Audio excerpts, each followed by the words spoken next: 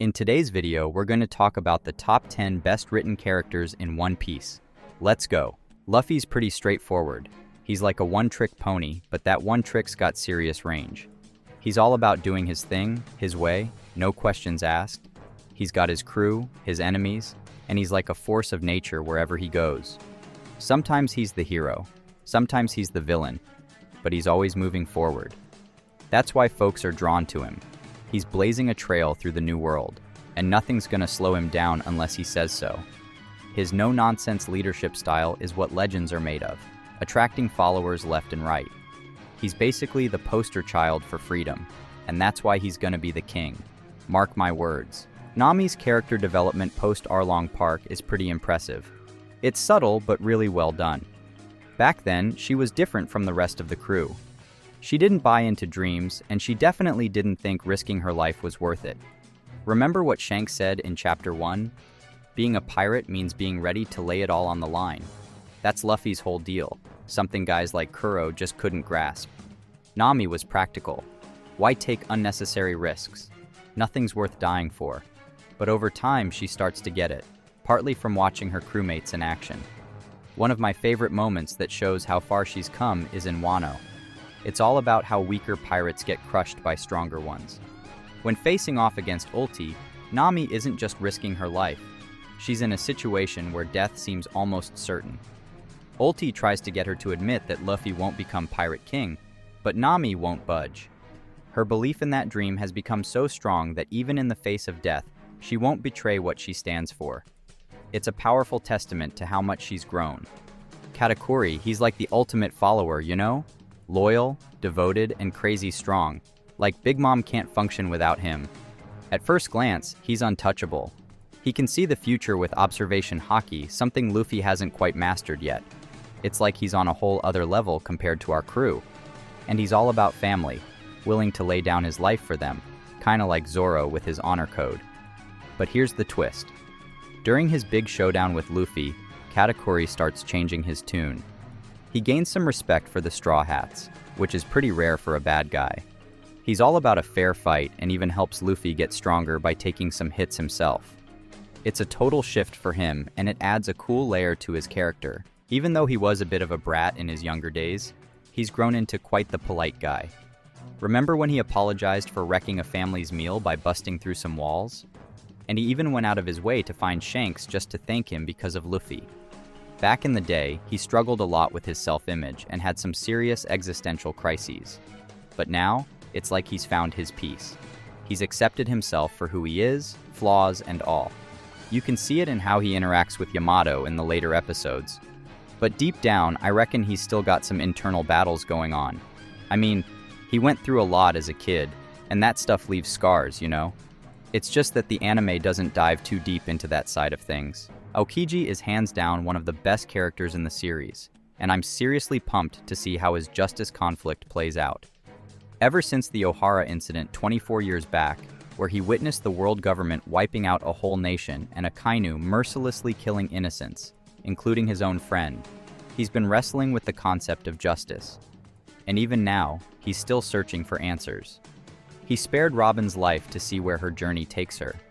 He let Luffy live because he wanted to observe how far Luffy's moral compass would take him, subtly pushing him to be better and reminding him what top-tier strength looks like. And he didn't even let Luffy in on his little experiment, brushing it off as a favor to Garp. He lent Luffy a hand during the Marineford War without anyone catching on. He even went head-to-head with Akainu for the position of Fleet Admiral. And then he goes and leaves the Navy, joining up with Blackbeard. Talk about complex. This guy's got layers upon layers, and I can't wait to see how his story unfolds in the final showdown. Seriously, the hype is real. Whitebeard is hands down one of the greatest characters in One Piece, and he's the emperor of emperors, no doubt about it. Just like how Law had Khorasan, Nami had Bellemere, and Chopper had Dr. Hiluluk, Whitebeard was like a father to all those orphans left behind by the cruel world. He wasn't just about strength and power. He embodied kindness and compassion like no other. Starting out as a peasant orphan, all he wanted was to protect his home from harm. And in the end, he died fighting the mightiest force in the world to defend his family. Whitebeard's journey, from humble beginnings to becoming an emperor, is the stuff of legends. His death at Marineford was nothing short of epic, and it's hard to imagine another character coming close to his level of awesomeness in One Piece. The only other death that hits as hard, in my opinion, is Oden's. Sanji isn't my top pick, but I gotta hand it to him. He's the most fleshed out character in the crew. While the others usually stick to a couple of traits, Sanji's got a whole range of them. One moment, he's smooth and collected, then he's goofing off with the rest of the gang. He can go from lovesick to mischievous, and then straight to serious mode. And let's not forget those times when he gets all fired up or shows some real depth in emotional scenes. Seriously, if you skim through the manga, you'll see that Sanji's reactions, aside from his lady weakness, are the most diverse and unexpected. He's like a mashup of different traits, which makes him feel more real than the others in some ways. Plus, his fighting style? Pure awesomeness. Doflamingo is one heck of a character, with a complexity that runs deep. He's like a modern-day embodiment of the Spanish conquistadors, with his ideologies, appearance, and schemes mirroring that old-world colonial mindset. Oda really brings him to life in One Piece, turning him into a symbol of everything that was messed up about colonialism. But here's the twist. Even after his eventual defeat on Dressrosa, we start to see that the world isn't necessarily better off without him pulling the strings.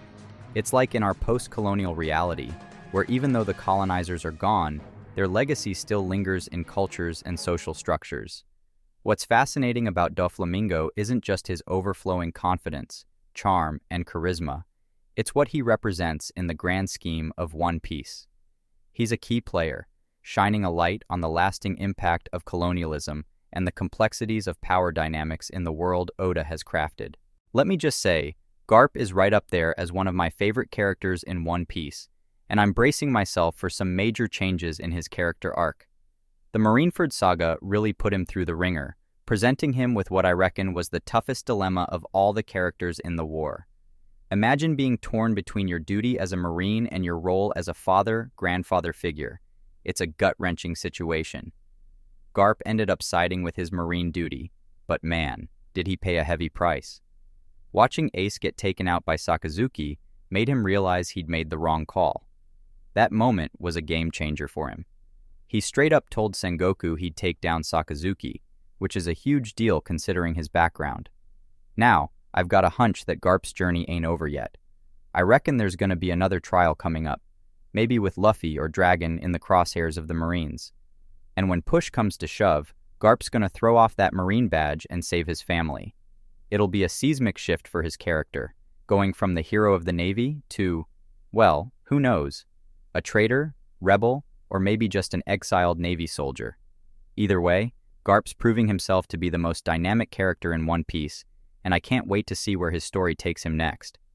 In One Piece, Bartholomew Kuma is one of those characters who really grabs your attention. He's got this mysterious vibe that keeps fans hooked. As a former member of the Revolutionary Army and a warlord of the sea, his story unfolds on Egghead Island, and man, does it pack a punch. Kuma's not just about separating the Straw Hat crew, he's got a deeper story that's all about sacrifices and fighting for what's right. One Piece does a great job of showing us his journey and how it's all connected to the bigger picture of the series. Whether he's sailing as a pirate, fighting alongside the Revolutionary Army, or serving as a warlord, Kuma's actions shape the story in a big way. He's like this secret hero, taking on the world government's oppression alongside folks like Nika, and even helping the main crew navigate the new world. But despite his heroics, Kuma's story takes a tragic turn. He ends up sacrificing his freedom and identity to protect his daughter, Jewelry Bonnie. It's a real gut-wrencher, seeing someone give up so much for the ones they love. Kuma's character is all about selflessness and sacrifice, and that's what makes him so compelling. He's not your typical hero, but his actions speak volumes about the kind of person he is. In the end, he's one of those characters you can't help but root for, even when the odds are stacked against him.